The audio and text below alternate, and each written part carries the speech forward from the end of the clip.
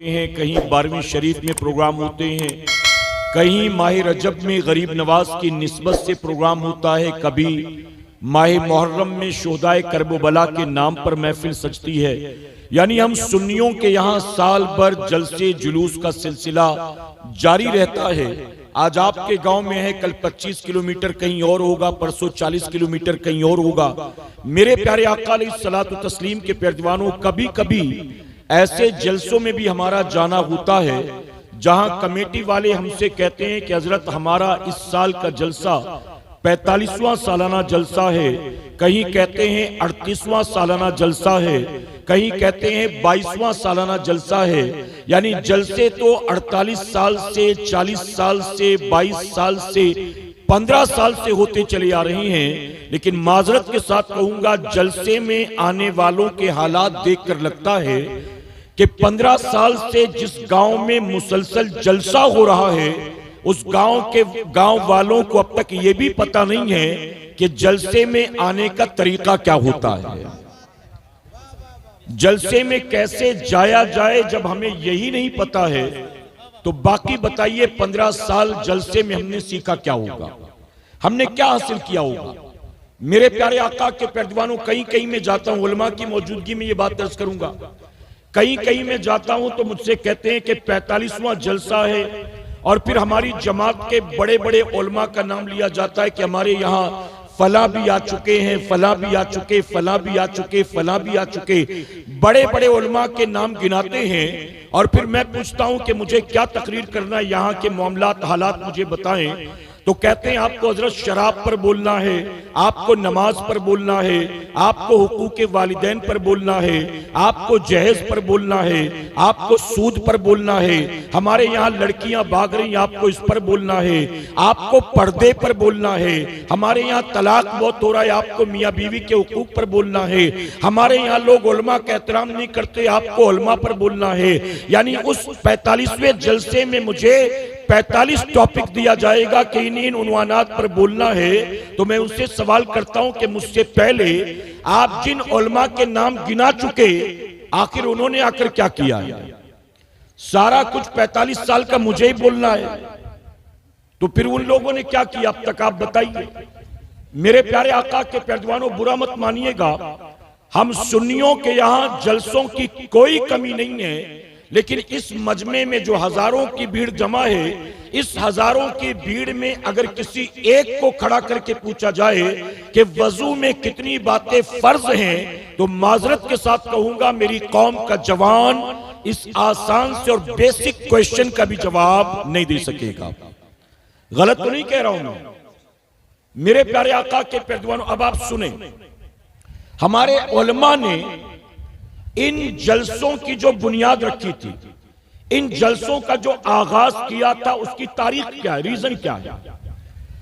हमारे बुजुर्गों ने देखा कि हर मुसलमान मदरसे में आकर 8-10 साल दीन नहीं सीख सकता, हर मुसलमान मकतब में आकर दीन नहीं सीख सकता, हर मुसलमान रोजाना 1-2 घंटा निकालकर उलमा की सोहबत में बैठकर दीन नहीं सीख सकता। जब हमारे उलमा ने देखा कि दीन सीखने के लिए आज के भागदौड़ के माहौल में आम मुसलमान मकतब और मदरसे में या उलमा की सोहबत में आकर दीन सीखने के लिए वक्त नहीं निकाल सकता, तो हमारे उलमा ने तय किया कि ये हमारे पास नहीं आ सकते, हम इनके पास जाएंगे, हम खेत खलियानों में महफिल सजाएंगे, हम चौक चौराहों पर महफिल सजाएंगे, हम गली मोहल्लों में महफिल सजाएंगे, हम कभी 11वीं के नाम पर इनको जमा करेंगे, हम कभी मीलाद के नाम पर इनको जमा करेंगे, हम कभी छठी के नाम पर इनको जमा करेंगे, हम कभी करबला के नाम पर इनको जमा करेंगे, हम कभी गौस पाक के नाम पर इनको जमा करेंगे, और हम इनको इस तरह से साल भर वक्तन फवक्तन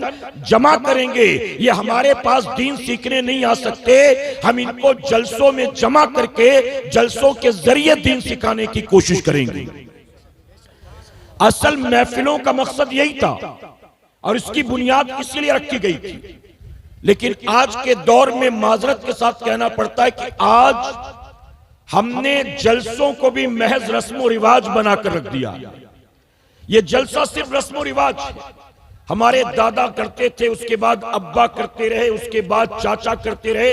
अब 18 साल से हम लोग नौजवान गांव के मिलके कर रहे हैं। बस बाप दादा ने जो रस्में शुरू की थी हम उसी को कंटिन्यू कर रहे हैं। मैं बहुत तल्ख अंदाज में माजरत के साथ कहना चाहूंगा, हमें जो कमेटी वाले बुलाते हैं जलसों में तकरीर करने के लिए, और जिन जलसों में कौम के लाखों रुपए खर्च कर दिए जाते हैं, हमने खुद अपनी आंखों से देखा, ना कमेटी वालों के सर पर टोपी होती है, ना कमेटी वालों के चेहरे पर दाढ़ी होती है। बल्कि एक तल्ख जुमला और आप सुन लें, इस वक्त यहां मिंबर पर उलमा मौजूद हैं, लेकिन हमने देखा जब मुझ जैसा कोई मेहमान बाहर से आए, सैयद अमीरुल कादरी साहब जैसा मेहमान कोई बाहर से आए, तो बाहर से आने वाले मेहमान की शॉल पोशी, गुल पोशी और इस्तकबाल के लिए इतने उलमा मौजूद हैं। किसी आलिम को नहीं बुलाया जाता, एक दाढ़ी मुंडे लखपति को बुलाया जाता है उलमा की गुलपोशी करने के लिए।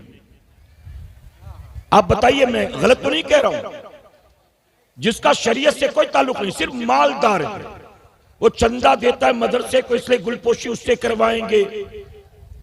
वो उलमा की खिदमत करता रहता है, अगरचे उसके अंदर दीन नहीं है कुछ भी, सिर्फ माल है। माल की वजह से उसको जिद दी जा रही। इतने उलमा नहीं मौजूद थे इस्तकबाल करने के लिए, शॉल पोशी गुलपोशी करने के लिए उलमा मौजूद नहीं थे। उलमा की मौजूदगी में सबको साइड करके, सबको इग्नोर करके ऐसे आदमी को बुलाया जाता है जिसका कुरान और सुन्नत पर अमल ही नहीं है। हमने जलसों को महज रस्म रिवाज बना रखा है और कुछ भी नहीं हकीकत।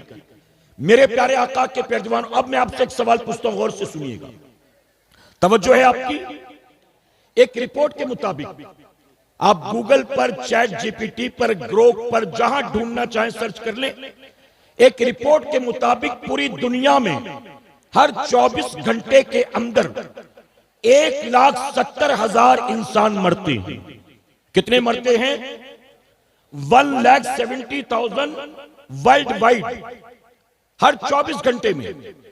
अब आप मुझे बताएं दिल पर हाथ रखकर, हर 24 घंटे में जब पूरी दुनिया में 1,70,000 इंसान रोजाना मर रहे हैं, ऐसे में हम कल रात जिंदा थे, आज भी जिंदा हैं, क्या हमारा अपना कोई कमाल है? जी, कल रात सांसें चल रही थी, आज भी चल रही हैं। कल दिल धड़क रहा था, आज भी धड़क रहा है। कल रात खून की रवानी रगों में जारी थी, आज भी खून की रवानी रगों में जारी है। कल भी आंख, नाक, हाथ, पांव, जिस्म के आज़ा काम कर रहे थे, आज भी ये सब के सब एक्टिव हैं, काम कर रहे हैं। आप मुझे दिल पर हाथ रखकर बताएं, इसमें क्या हमारा अपना कोई कमाल है? आप कहेंगे नहीं, हमारा कोई कमाल नहीं। अगर कल जिंदा थे, आज भी जिंदा हैं, कल सांसें चल रही थी, आज भी चल रही हैं, कल दिल धड़क रहा था, आज भी धड़क रहा है, तो मानना पड़ेगा मुसलमानों, अपना कोई कमाल नहीं है, बल्कि सिर्फ अल्लाह का करम है। और जब तक अल्लाह चाहेगा तब तक सांसें चलेंगी, जब तक अल्लाह चाहेगा सीने में दिल धड़केगा, जब तक अल्लाह चाहेगा खून की रवानी जारी रहेगी, और कब तक अल्लाह चाहेगा ये भी तेरा मेरा फैसला नहीं, ये भी मेरे मौला का फैसला है। याद रखना मुसलमानों, रात सोने वाले हर आदमी को सुबह उठने की मोहलत नहीं मिलती है। रात हर सोने वाले आदमी को सुबह उठने की मोहलत नहीं मिलती। अगर रात सोने के बाद सुबह उठने का मौका मिल जाता है तो अपने रब का शुक्र अदा किया करो। उठते बैठते, चलते फिरते, सोते जागते, खाते पीते, अपने रब का शुक्र अदा करो, जितना हो सके रब का शुक्र अदा करो। और मेरे प्यारे आका के प्यारे दीवानों, जो अल्लाह की नेमतों पर अल्लाह का शुक्र अदा करता है, अल्लाह का वादा है, अल्लाह उससे नेमत को छीनता नहीं। जो जितना शुक्र गुजार होता है, अल्लाह नेमत में उतनी बरकत अता फरमाता है। आपको इस साल अपने गांव का ये जलसा मिल गया, ये जलसा तो अगले साल भी होगा इंशाअल्लाह। बताइए, होगा ना? उसके बाद भी होगा, उसके बाद भी होगा। लेकिन आप मुझे बताएं, क्या हमें इसके बाद अगला जलसा अटेंड करने की मोहलत मिलेगी? इसकी कोई गारंटी है? कोई गारंटी नहीं है। मेरे प्यारे आका के प्यारे दीवानों, ये हमारे साथ जो बैठे मिंबर पर, अक्सर इनमें से वो लोग हैं जो प्रोग्राम्स करते रहते हैं, मुसलसल सफर करते रहते हैं। मैं आपको अपनी बात बताऊं, जब मैं कहीं तकरीर करने के बाद, किसी इज्तिमा या प्रोग्राम को अटेंड करने के बाद वहां से निकलता हूं रेलवे स्टेशन या एयरपोर्ट जाने के लिए, 4 घंटे का डिस्टेंस है, गाड़ी के अंदर मैं अकेला और ड्राइवर। मैं ड्राइवर से कहता हूं कि पिछली सीट पर मैं लेट कर सोता हूं, जब स्टेशन या एयरपोर्ट आए तो मुझे उठा दीजिएगा। ड्राइवर कहता है कि ठीक है। अब पीछे वाली सीट पर मैं लेट गया, वो रोड पर अकेले गाड़ी ड्राइव कर रहा है। अब सोते वक्त मुझे इस बात का अंदाजा नहीं है अब मेरी आंख एयरपोर्ट पर खुलेगी कि कब्र में खुलेगी, मुझे नहीं पता है। उसकी वजह के रोजाना रोड एक्सीडेंट्स में कितने लोग मारे जाते हैं। हम भी मुसलसल सफर करते हैं, हम खुद देखते हैं कि सड़कों के किनारे कितने लोग पड़े होते हैं। रात के अंधेरे में किसी बाइक वाले को ट्रक वाला उड़ाकर चला गया और उसे कोई पूछने वाला नहीं है। जब तक लोगों को पता चलेगा तब तक तो खून बह चुका होगा, सांसें थम चुकी होंगी। ऐ मुसलमानों, जो ये लोगों के साथ हो रहा है हमारे साथ नहीं हो गया, क्या इसकी कोई गारंटी है कल हमारे साथ क्या होगा, क्या हम जानते हैं। इसलिए मेरे प्यारे आका के पैरवानों, मैं उलमा की मौजूदगी में आपको ये दावत देता हूं, ये मौके जिंदगी में बार बार आया नहीं करते। ऐसी महफिलें मिल जाएं, अपने रब का शुक्र अदा किया करो और ऐसी महफिलों में आया करो, भागा मत करो।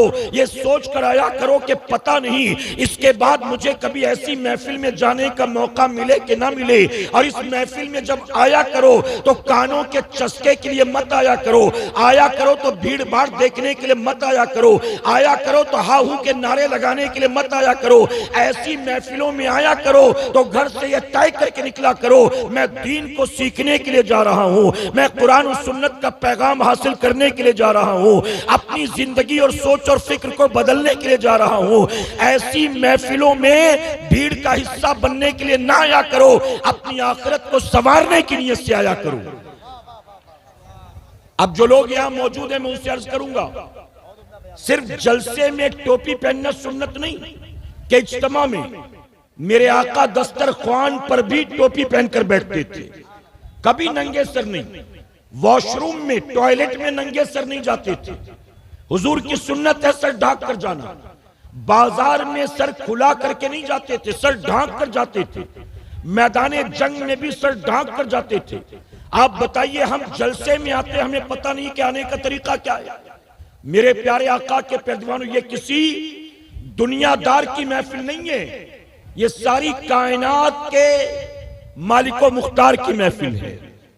और इस महफिल के बारे में हम सुन्नियों का अकीदा है, तवज्जो है आपकी, इस महफिल के बारे में हम सुन्नियों का अकीदा है, जहां जिक्र रिसालत मआब होता है, जहां जिक्र रिसालत मआब होता है, वहां पे सांस भी लेना सवाब होता है, वहां पे सांस भी लेना सवाब होता है। और आपने ये भी सुना होगा ना, सुना होगा आपने ये भी सुना है, आप हर आशिक के घर तशरीफ लाते हैं, कभी मेरे भी घर में हो चरागा या रसूल अल्लाह। क्या बात। और हमारे बुजुर्गों ने कहा, जाओ हुजूर के नाम की महफिल सजती है, हुजूर खुद तशरीफ लाया करते हैं। अगर हमारा ये मानना है कि ऐसी महफिलों में रसूलुल्लाह खुद आते हैं, तो मेरे प्यारे आका के पैरवानों, जरा हम भी तो ऐसी महफिल में मुअद्दब बनकर आया करें। ऐसी महफिल में अल्लाह तौफीक दे तो बावजू आओ, अल्लाह तौफीक दे तो हुजूर की सुन्नत वाले लिबास पहन कर आओ, अल्लाह तौफीक दे अमामा नहीं है तो कम से कम टोपी पहन कर आओ। लेकिन ऐसी महफिल में जो जितना मुअद्दब होता है, अल्लाह उसे उतना ज्यादा इनाम अता फरमाता है। मेरे प्यारे आका के पैरवानों, तवज्जो है कि नहीं आपकी? ये दरमियान में लोग चल फिर रहे हैं, मुझे नहीं पता कि क्या रीजन है, अपनी जरूरत के तहत जा रहे होंगे, फिर आ जाएंगे इंशाअल्लाह। बहरहाल कोई बात नहीं, जितने लोग बैठे हैं उनकी तवज्जो है मेरी तरफ।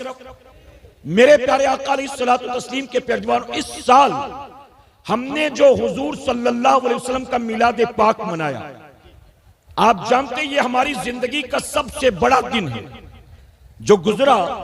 ये सबसे बड़ा दिन, हमारी जिंदगी का सबसे बड़ा इवेंट, हमारी जिंदगी का सबसे बड़ा फेस्टिवल। हमसे पहले जो गुजर गए उन्हें 1500 साला ईद मिलादुन नबी की तारीख न मिली। क्या बात। हमारे बाद जो कयामत तक आएंगे उन्हें 1500 साला ईद मिलादुन नबी की तारीख नहीं मिलेगी। ये अल्लाह का हम गुनाहगारों पर कितना बड़ा करम और एहसान कि उसने हमें हमारी जिंदगी में अपने महबूब सल्लल्लाहु अलैहि वसल्लम के 1500 साला ईद मिलादुन नबी की तारीख अता की, और साथ ही मेरे करीम का हम पर यह करम हुआ कि सिर्फ उसने तारीख अता ही नहीं की बल्कि उसने ये तारीख मनाने की तौफीक भी अता फरमाई। तौफीक भी। क्या बात, बहुत उम्दा हुजूर। अच्छा तवज्जो है ना आपकी। मैं एक बात दर्ज करता हूं, बहुत गौर से सुनिएगा। मेरे प्यारे आका के फिर दीवानों, मैं पूरे हिंदुस्तान में यह बात कहता हूं और अपनी कौम के जवानों को मुतमईन करता हूं, यहां जितने भी मेरी कौम के जवान बैठे मुतमईन हो सुनकर मेरी बात को। अगरचे हम फितनों के दौर में पैदा हुए, अगरचे हम फितनों के दौर में पैदा हुए, लेकिन ये मेरे रब का हम पर बेपनाह करम और एहसान है। अल्लाह ने हमें चकरालवियों के घर में पैदा नहीं किया, अल्लाह ने हमें बोचालियों के घर में पैदा नहीं किया, अल्लाह ने हमें मिर्जाइयों के घर में पैदा नहीं किया, अल्लाह ने हमें कादियानियों के घर में पैदा नहीं किया, अल्लाह ने हमें शियाओं बोरियों खोजाओं के घर में पैदा नहीं किया, अल्लाह ने हमें नाम निहाद अहले कुरान और नाम निहाद अहले हदीस के घर में पैदा नहीं किया। अल्लाह का हम पर बेपनाह करम और एहसान, अल्लाह ने हमें और आपको अहले सुन्नत वल जमात में पैदा फरमाया है। और मैं डंके की चोट पर कहता हूं, शुरू से लेकर अब तक जितने औलिया पैदा हुए, जितने सूफिया पैदा हुए, किसी बातिल फिरके में एक भी वली पैदा नहीं हुआ, बल्कि जितने वली पैदा हुए अल्लाह ने सारे वली अहले सुन्नत में पैदा फरमाए। और जानते सारे वली अहले सुन्नत में क्यों पैदा हुए? सारे वली अहले सुन्नत में क्यों? उसकी वजह यह है कि अल्लाह का वली क्या बात, बेईमानों के घर में पैदा नहीं होता, अल्लाह का वली ईमान वालों के घर में पैदा होता है। आप बताइए, किसी फिरके में कोई गौस है? किसी फिरके में कोई ख्वाजा है? किसी फिरके में कोई मखदूम है? किसी फिरके में कोई मजजूब है? कोई नहीं। ऐ सुन्नियों, अपनी किस्मत पर नाज करो, अल्लाह ने हमें और आपको गौसो ख्वाजा की जमात में पैदा फरमाया है। जिस जमात में गौसो ख्वाजा पैदा हुए, हम वहां पैदा हुए। मेरे प्यारे आका के प्यारजवानों, अब एक बात और अर्ज करूंगा। मैं कुछ अहम अहम बातें बता रहा हूं। यहां बहुत से लोग मुंबई में रहते होंगे, कुछ बेंगलोर में, कुछ दिल्ली में, कुछ सऊदी में। एक मर्तबा 12वीं शरीफ के मौके पर मैं तकरीर कर रहा था बॉम्बे में। मैं था, नूरानी मियाँ भी उसमें थे। मेरी तकरीर हो रही थी, फिर हजरत तशरीफ लाने वाले थे। तो मेरी तकरीर के दरमियान 12वीं शरीफ का प्रोग्राम था, मिलाद शरीफ की महफिल। गौर से सुनना, यह जिंदगी भर काम आने वाली चीज है। मैं तकरीर कर रहा था, दरमियाने तकरीर एक चिट्ठी आई।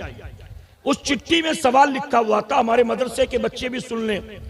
चिट्ठी में सवाल लिखा था कि ये मुसलमान जो 4 अलग अलग फिरकों में बट गए, ये जो 4 अलग अलग फिरके बन गए मुसलमानों में, कोई हनफी है, कोई शाफई है, कोई हम्बली है, कोई मालिकी है, क्या कयामत में भी ऐसे 4 अलग अलग काउंटर लगा होगा कि ये हनफियों का काउंटर है, ये शाफियों का काउंटर है, ये मालिकियों का, ये हम्बलियों का?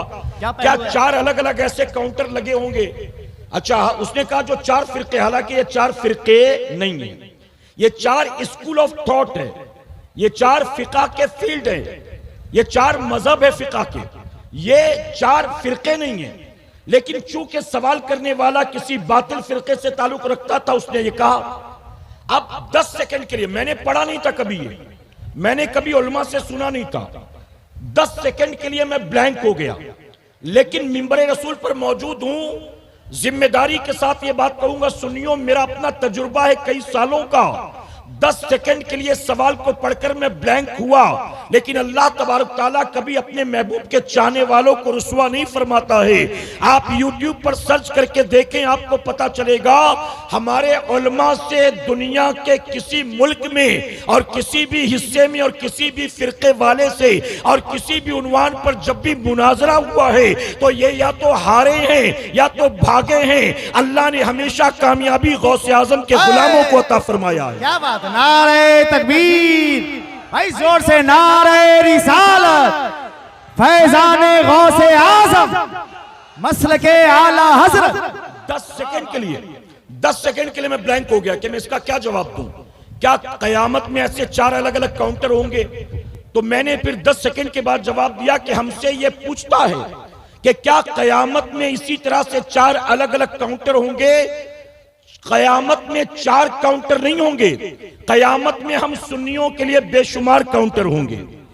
मैंने कहा कहीं सिद्दीक अकबर का काउंटर होगा, कहीं उमर फारूक आजम का काउंटर होगा, कहीं उस्मान गनी का काउंटर होगा, कहीं मौला अली का काउंटर होगा, कहीं हसनैन करीमैन का काउंटर होगा, कहीं नन्हे अली असगर का काउंटर होगा, कहीं नौजवान अली अकबर का काउंटर होगा, कहीं इमाम ज़ैनुल आबिदीन का काउंटर होगा, कहीं इमाम जाफर सादिक का काउंटर होगा, कहीं गौस आजम का काउंटर होगा, कहीं गरीब नवाज का काउंटर होगा। तो हमसे पूछता क्या कयामत में 4 काउंटर होंगे? हम सुन्नियों की फिक्र करना बंद कर दे। हम सुन्नियों के लिए कयामत में 4 नहीं बेशुमार काउंटर होंगे। अपनी खैर मना, हमारे लिए तो बेशुमार काउंटर होंगे। तेरा तो डायरेक्ट एनकाउंटर होगा।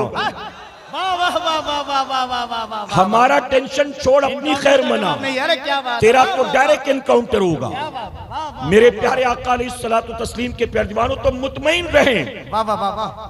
जितने लोग भी अपने आप को मुसलमान कहलाते, कयामत के दिन इन्हें जन्नत तो क्या, जन्नत की खुशबू भी मैसर नहीं आएगी। अगर जन्नत में जाएंगे तो सिर्फ अहले सुन्नत वल जमात के लोग जाएंगे, बेशक इंशाअल्लाह। अब मैं जो समझाना चाहता हूं, चले उस तरफ चलते हैं। मेरे प्यारे आका के प्यारे दीवानों, हम खुश अकीदा सुन्नी मुसलमान कहें अल्हम्दुलिल्लाह, और बुलंद आवाज से कहें अल्हम्दुलिल्लाह, माशाअल्लाह। हम पैदाशी सुन्नी हैं। और हम सुन्नी क्यों हैं? क्योंकि अब्बा भी सुन्नी, दादा भी सुन्नी, परदादा भी सुन्नी, नाना भी सुन्नी, वालिदा भी सुन्नी। हम चूंकि खानदानी सुन्नी हैं, इसलिए हम सुन्नी बाई बर्थ हैं। लेकिन ऐ सुन्नियों, मैं आपसे सवाल पूछता हूं, हम चूंकि सुन्नी पैदाशी हैं, इस वजह से सुन्नी हैं। लेकिन अगर हम सुन्नियों से कल कोई पूछ बैठे, खाना सामने रखकर फातिहा करना कहां से साबित है, तो क्या बताइए हम में से कोई है जो इसका जवाब दे सकता है? मैं उलमा की बात नहीं कर रहा हूं, मैं जो मिंबर पर जलवा फरोज है इनकी बुजुर्गों की बात नहीं करता। उसकी वजह यह है, सवाल पूछने वाला हमारी जमात के उलमा के पास नहीं आता, वो हमारी जमात के जोहला को तलाश करता है। उसको ज्ञान देने के लिए आलिम नहीं चाहिए, उसको ज्ञान देने के लिए रस्म रिवाज वाला सुननी चाहिए। अगर कल कोई हमसे पूछे कि खाना सामने रखकर फातिहा करना कहां से साबित है, हम में से कितने लोग हैं जो इस सवाल का जवाब दे देंगे? हमसे अगर कोई पूछे मजार पर जाकर चादर चढ़ाना ये बुखारी और मुस्लिम में कहां लिखा है, हम में से कितने लोग हैं जो इसका जवाब दे देंगे? हमसे कोई पूछे खड़े होकर सलातो सलाम पढ़ना ये कहां से साबित है, हम में कितने हैं जो इसका जवाब दे देंगे? हमसे अगर कोई पूछे कि घर पर 12वीं के मौके पर झंडा लगाना ये कहां से साबित है, ये चाइना के बल्ब और लाइट लगाना ये कहां से साबित है, ये 11वीं का जुलूस निकालना ये कहां से साबित है, ये औलिया का उर्स मनाना ये कहां से साबित है, आपके खानदान के मरहूमीन का तीजा करना, कुरान ख्वानी करना, 8वां 10वां करना, 40वां बरसी करना ये कहां से साबित है? ऐ सुन्नियों मुझे जवाब दो। हमारे यहां जलसों की कोई कमी नहीं है, लेकिन जलसे साल भर सुनने के बाद भी अगर अकायदे अहले सुन्नत नहीं, मामलात अहले सुन्नत के ताल्लुक से भी हमसे कोई सवाल पूछ बैठे, हमारे पास सवाल का जवाब मौजूद नहीं है। आप जानते हैं आज मुसलमानों की पोजीशन क्या है? एक इस्लामिक ऑर्गेनाइजेशन ने इंडियन मुस्लिम्स के ऊपर एक सर्वे किया। इस्लामिक ऑर्गेनाइजेशन ने इंडियन मुस्लिम्स पर एक सर्वे किया। हिंदुस्तान में कितने मुसलमान रहते हैं? 140 करोड़ हिंदुस्तानियों में तकरीबन 20 करोड़, 22 करोड़, 25 करोड़, 28 करोड़ मुसलमान हैं। एग्जैक्ट नंबर किसी को नहीं पता, क्योंकि सेंसेक्स हुए, जनगणना हुए काफी साल हो चुके, लेकिन अंदाजन लोग कहते हैं 22 करोड़, कोई कहता है 28 करोड़, चलिए 25 करोड़ मान लीजिए। तवज्जो से सुनिएगा, 140 करोड़ हिंदुस्तानियों में 25 करोड़ इंडियन मुस्लिम्स पर एक इस्लामिक ऑर्गेनाइजेशन ने सर्वे किया। और जानते सर्वे की जो रिपोर्ट आई, वो सर्वे की रिपोर्ट हमारे और आपके लिए शर्म से डूब मरने वाली है। उस सर्वे की रिपोर्ट आई कि हिंदुस्तान में मोर देन 60%, 60% से ज्यादा मुसलमान ऐसे हैं जिनको पहला कलमा भी नहीं आता है। मोर देन 60% मुस्लिम्स को पहला कलमा नहीं आता। आप जरा सोचिए, शर्म से डूब मरने की बात नहीं है। हमारे यहां रस्मों रिवाज कितने हो रहे हैं, शादियों में कितनी रस्में हैं। डीजे नहीं बजेगा तो खानदान के लोग नाराज, अगर बारात के आगे पटाखा नहीं फोड़ा तो चाचा नाराज, अगर बैंड बाजे के साथ बारात नहीं गए तो पुप्पा नाराज, घर के लोग ही नाराज होते। रग जगह करना ही पड़ेगा, हल्दी मेहंदी करनी पड़ेगी, जूता चुराई तो करना ही पड़ेगा, बैंड बाजा तो बजाना ही पड़ेगा, बारात के आगे पटाखा तो फोड़ना ही पड़ेगा। आप बताइए, जिनका दीन से कोई ताल्लुक नहीं है, हमने उनको दीन से ज्यादा मजबूती से पकड़ रखा है। जिसका दीन से कोई ताल्लुक नहीं है, हमने उसी को माज़अल्लाह असल दीन समझ रखा है, और हम ये सारी चीजें सख्ती से अमल करते हैं। लेकिन मेरे प्यारे आका के प्यारवानों, आप मुझे दिल पर हाथ रखकर जवाब दें, एक लड़की की जब शादी होती है, एक लड़के की जब शादी होती है, तो बेटा या बेटी की शादी में माँ बाप के कितने अरमान होते हैं। पूरी जिंदगी भर की कमाई लगा दी जाती है, औकात से ज्यादा माल खर्च किया जाता है। अपने लड़के या लड़की की शादी करने के लिए उम्र भर की कमाई को झोंक देते हैं, तरह तरह के खाने बनाए जाते हैं, डेकोरेशन किया जाता है, वीडियो शूटिंग वाले को बुलाया जाता है, नाच गाने की महफिलें की जाती है, हल्दी मेहंदी का प्रोग्राम किया जाता है। रज जगह के नाम पर दूल्हे की भाभी, दूल्हे की बहन, दूल्हे की मां नाचती नजर आती है। हम ये सारी चीजें तो करते हैं, लेकिन आप मुझे बताएं, शादी करने से पहले क्या बेटी को बिठाकर उसकी मां गुस्ल का तरीका भी सिखलाती है कि बेटी, निकाह की पहली रात जब तू अपने शौहर के साथ गुजारेगी और सुबह सोकर उठेगी तो तुझे गुस्ल कैसे करना है। शादी में लाखों रुपए खर्च कर दिए गए, रस्मों रिवाज के नाम पर न जाने कितना माल खर्च किया गया, लेकिन शादी से पहले दुल्हन को गुस्ल के फराइज नहीं बताए जाते हैं। शादी से पहले दूल्हे का बाप अपने बेटे को बिठाकर क्या बताओ, बीवी के हुकूक बताता है। बेटा, शादी के बाद तुझ पर जिम्मेदारी तेरी बीवी की है, अल्लाह और उसके रसूल ने तुझ पर तेरी बीवी का यह हक रखा है। ऐ सरकारे मदीना के प्यारवानों, मैं बहुत माजरत के साथ कहूंगा, आज अगर सोसाइटी का जायजा ले तो हमें यह कहना पड़ेगा, आज हमारे इलाके में, आज हमारी आबादियों में कई मियां बीवी आपस में मियां बीवी बनकर रह रही हैं, जबकि उन्हें खुद भी पता नहीं है। 6 महीने पहले उनका तलाक हो चुका, 1 साल पहले उनका तलाक हो चुका। उनकी जबान से निकलने वाली बकवास की वजह से, उनकी उल्टी सीधी हरकतों की वजह से उनका निकाह जाता रहा, उन्हें खबर भी नहीं है, और वो बीवी के साथ मियां बीवी बनकर रह रही हैं। ऐ सरकारे मदीना के प्यारवानों, इस मजमे में अगर आप लोगों को उठाकर पूछे, कोई 3 बच्चे का बाप होगा, कोई 2 बच्चे की माँ होगी, कोई 5 बच्चे का बाप होगा, कोई 6 बच्चे की माँ होगी। ये जो 5-5, 6-6, 7-7, 8-8 बच्चों के माँ बाप बन चुके हैं, इनमें से किसी एक को खड़ा करके अगर पूछा जाए गुस्ल में कितनी बातें फर्ज हैं और गुस्ल फर्ज किन बातों की वजह से होता है, जवाब मालूम नहीं है। अगर किसी एक को खड़ा करके पूछा जाए, तुम पर अल्लाह ने तुम्हारी औलाद का क्या हक रखा है, हम 4-5 बच्चों के बाप बन गए, हमें औलाद का हक ही नहीं मालूम है। हम शादी करके शौहर तो बन गए, हमें बीवी का हक ही नहीं मालूम है। हम खुद जवान बेटे बन गए, हमें माँ बाप का हक ही नहीं मालूम है। ऐ सरकारे मदीना के प्यारवानों, इस वक्त मुस्लिम मुआशरे में, ये बात मैं पूरे हिंदुस्तान में कह रहा हूँ, इस वक्त हमारी सोसाइटी में सबसे ज्यादा तेजी के साथ 2 बुराइयां फैल रही हैं, और वो 2 बुराइयां कौन सी है? ऐसे तो सैकड़ों बुराइयां हैं। झूठ बोलना हमारे यहाँ आम है, गीबत करना हमारे यहाँ आम है, नमाज छोड़ना हमारे यहाँ आम है, जुम्मा की 2 रकात जिस इमाम के पीछे पढ़ते हैं पूरे हफ्ते उसी इमाम को गालियां देते हैं, हमारे यहाँ ये चीज आम हो चुकी है। ऐ सरकारे मदीना के प्यारवानों, ये सारी चीजें हमारी सोसाइटी में आम है। उसके अलावा 2 बुराइयां इस वक्त बहुत तेजी से हमारी सोसाइटी में फैल रही हैं, और जानते हैं वो 2 बुराइयां कौन सी है? आप बैठे रहे, क्यों खामखा परेशान हो रहे हैं? अभी कोई नहीं आया है, अभी कोई नहीं आया। ये खामखा डिस्टर्ब करने वाले एलिमेंट्स पता नहीं कहां से आ जाते हैं। थे कमेटी के, इन्होंने दौड़ा है तब लोग उठे हैं जी।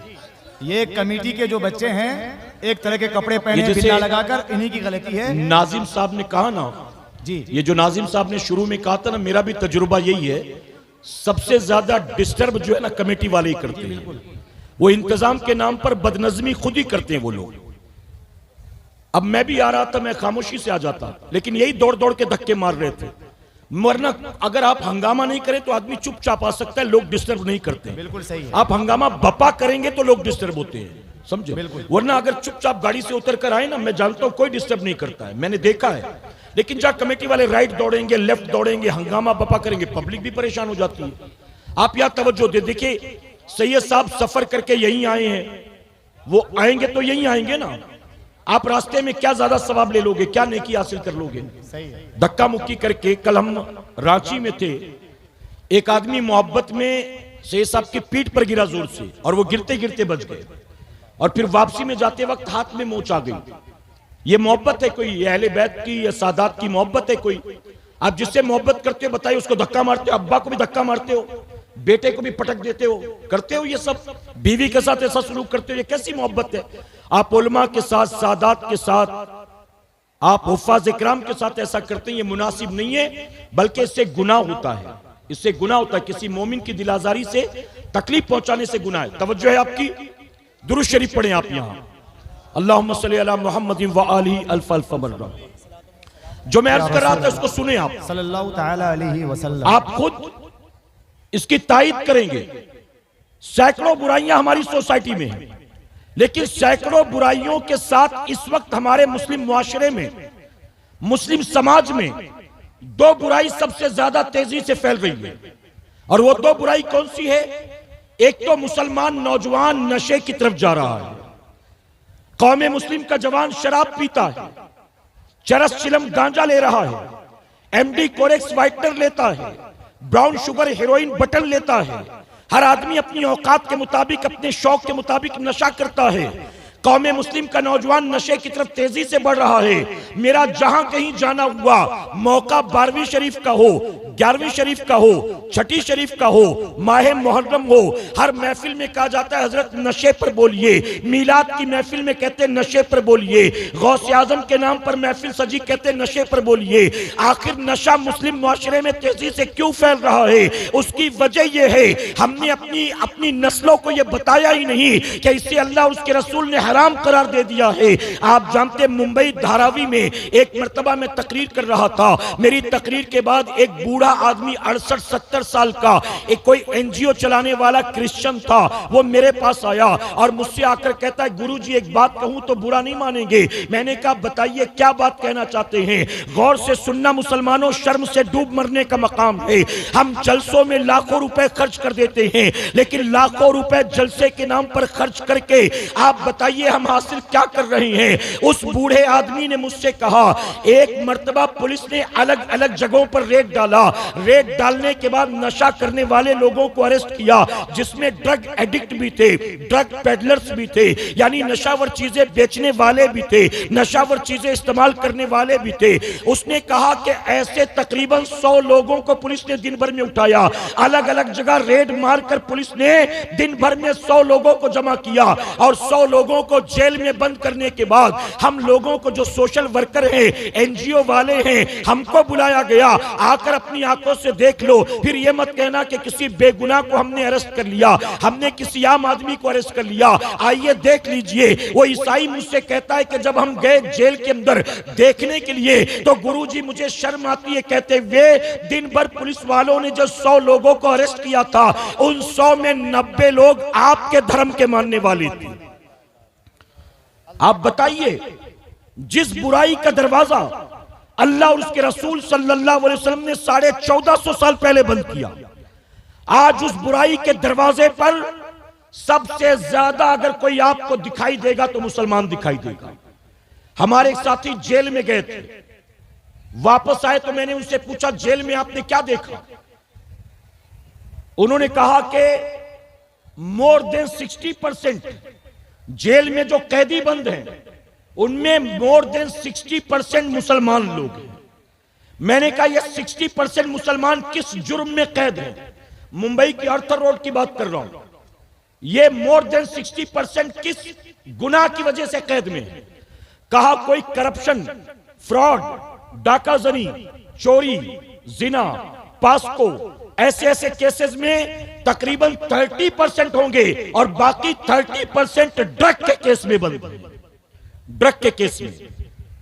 मुंबई जैसे, गुजरात जैसे, सूरत जैसे शहरों के हालात क्या जानते हो?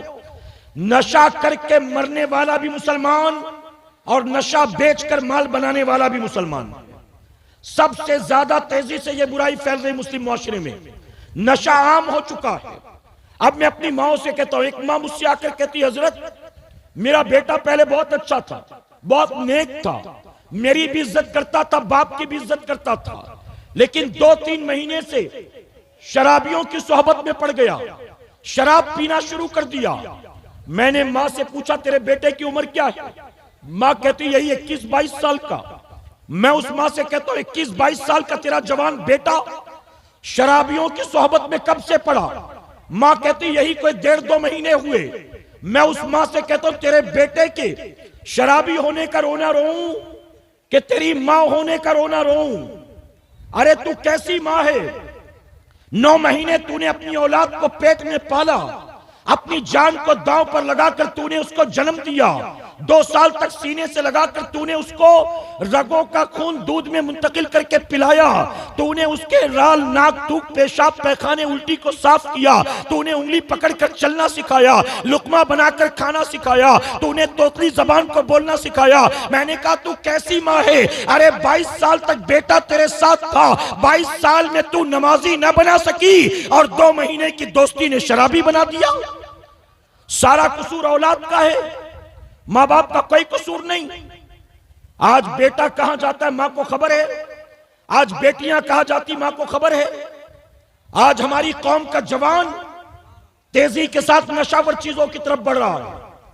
और दूसरी बुराई, हमारी कौम की बच्चियां बेहया, बेगैरत, बेशर्म, बेपर्दा और ऐसी नफ्स की गुलाम बन गई कि हमारी कौम की बच्चियां अब किसी से भी इश्क का पेच लड़ा लेती हैं और किसी का भी हाथ पकड़ लेती हैं। न रंग देखती है, न नस्ल देखती है, न जात देखती है, न बिरादरी देखती है, न हसब नसब देखती है। बस चेहरा पसंद आ गया, कपड़ा पसंद आ गया, वाइट बॉडी पसंद आ गई, अब कोई भी हो हाथ पकड़कर उसके साथ भाग जाती है। ऐ सरकारे मदीना के प्यारदीवारों, क्या बताइए हमारी सोसाइटी में ये 2 बुराइयां तेजी से नहीं फैल रही हैं? हमारी कौम का जवान नशावर चीजों का आदी बन रहा है और मुसलमानों की बच्चियां गैरों के साथ भाग रही हैं। ऐसे में क्या हमारी और आपकी कोई जिम्मेदारी नहीं बनती?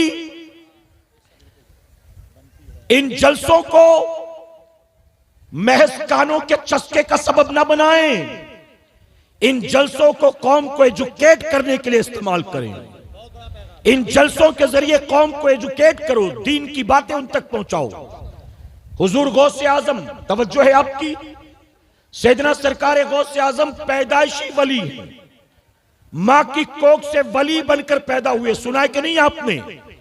विलायत के बहुत से अलग अलग दर्जात, विलायत के तमाम दर्जात में यह सबसे ऊंचा दर्जा। बंदा वली बाई नेचर होता है, वली बाई बर्थ होता है, मादरजात वली होता है।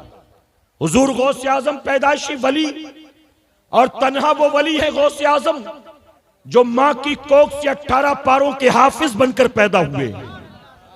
आपने सुना है कि नहीं ये बात? 18 पारों के हाफिज बनकर पैदा हुए गौस पाक। जब पूछा गया कि 18 पारे कहां याद किए, कहा मां के शिकम में। मां रात सोने से पहले कुरान पढ़कर सोती थी और मैं सुन सुनकर उसे याद कर लेता था।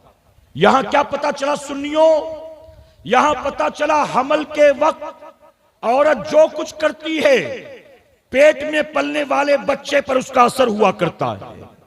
अगर कुरान की तिलावत करके सोएगी तो बच्चे पर असर होगा, अगर फिल्में ड्रामे देखकर सोएगी तो बच्चे पर असर होगा।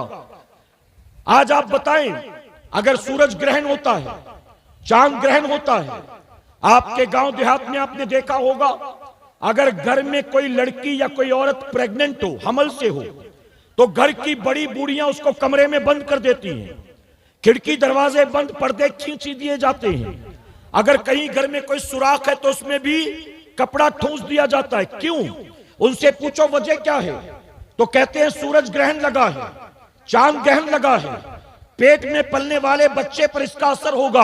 आप बताइए, हजारों मील की ऊंचाई पर चांद और सूरज है और वो भी निकला नहीं है, उसको गहन लग गया है। जब चांद और सूरज हजारों मील की ऊंचाई पर है, उसको गहन लग गया हो, और माँ के कोख में बच्चा है, जमीन में गोद में नहीं है, कोख में है, हजारों मील ऊंचाई पर मौजूद चांद और सूरज का जब कोख में पलने वाले बच्चे पर असर हो सकता है, वही माँ अगर प्रेगनेंसी में, वही माँ अगर हमल के दौरान रोजाना बैठकर 2-4 फीट की दूरी पर रोजाना 9 महीने तक टीवी देखेगी, सीरियल देखेगी, ड्रामा देखेगी, फिल्में देखेगी, तो क्या कोख में पलने वाले बच्चे पर असर नहीं होगा? जब माएं कुरान पढ़कर सोती थी तो बेटा अब्दुल कादिर जिलानी होता था। क्या बात है, वाह वाह। जब माएं कुरान पढ़कर सोती थी तो बेटा अताए रसूल सुल्तानुल हिंद होता था।